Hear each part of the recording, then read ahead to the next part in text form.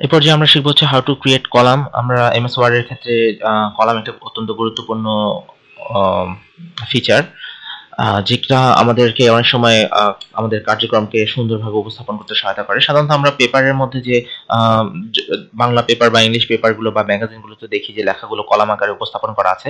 তো এই কলামটা ডিরেক্টলি হয় না, এটার জন্য কলাম ক্রিয়েট করে নিতে হয়। তো আমরা এই পর্যায়ে দেখব কোথা থেকে আমরা কলাম তৈরি করতে পারি। তো প্রথমে আমরা চলে যাব হচ্ছে পেজ লেআউটে চলে যাব। আমরা পেজ লেআউট থেকে আমার এই পেজ সেটআপের মধ্যে যে কলাম নামে অপশনটা আছে, তো এখন আমি যদি কলামে এখান থেকে সিলেক্ট করি, তো এখান থেকে সাধারণত আমার 2টা বা 3টা কলাম দেওয়া আছে। একটা হচ্ছে 1 2 3 লেফট এবং রাইট। যদি আমি এখান থেকে 2 সিলেক্ট করে দিই, আমার কলামটা 2টা ভাগে ভাগ হয়ে যাবে, পুরো পেজটা 2টা কলামে পরিবর্তিত হবে। 3 দিলে পুরো পেজটা 3টা কলামে পরিবর্তিত হবে। এবং যদি আমি লেফট সিলেক্ট করি, তাহলে লেফটে একটা কলাম হবে এবং বাকিটা একটা পেজ আকারেই থাকবে, এবং রাইটে সেম, শুধুমাত্র ডান পাশে একটা কলাম তৈরি হবে। তো আমরা যদি এখান থেকে মোর কলামসে যাই, মোর কলাম থেকে এখানে আমার সেম অপশনগুলি দেওয়া আছে, কিন্তু এখানে একটা ব্যাপার আছে যে whole column apply to whole column or this point forward. এখানে দেখেন আমি একটু ক্যান্সেল করে দিচ্ছি। এখানে আমার হাউ টু ক্রিয়েট কলাম আছে, আমি এই লেখাটুকুকে কলামের ভিতর চাচ্ছি না, এটা কলামের বাইরে থাকবে।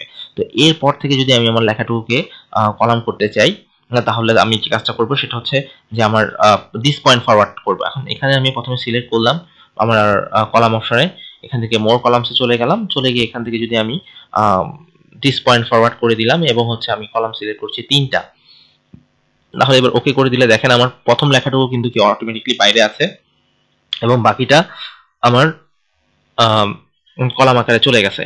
তো এখানে একটা ব্যাপার হচ্ছে যে কলাম তৈরি হয়ে গেছে, কিন্তু আমার এই কলাম থেকে আমি এই কলামে যেতে পারতেছি, কিন্তু এই কলামে লেখা আছে, কিন্তু এরপর নিচে আসলাম, কিন্তু এই কলামে আমি যেতে পারছি না।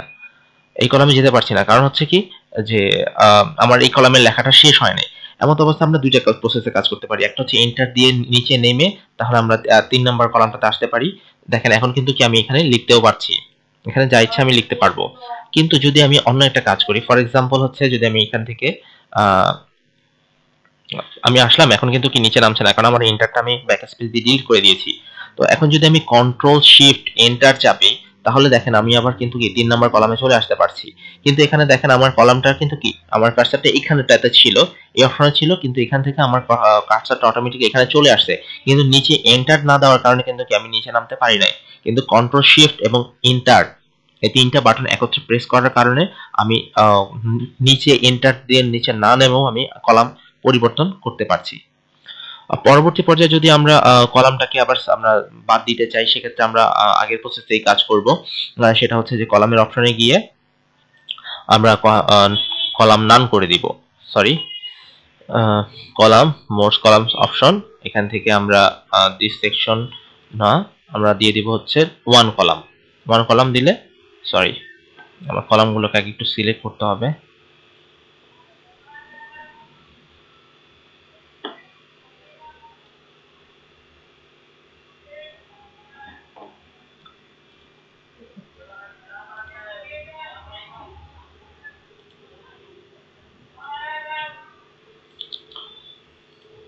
এখন দেখেন আমরা আবার পূর্বের অবস্থায় ফিরে আসতে পারলাম। তো এইভাবে করে আশা করি আপনারা প্র্যাকটিস করবেন। ধন্যবাদ।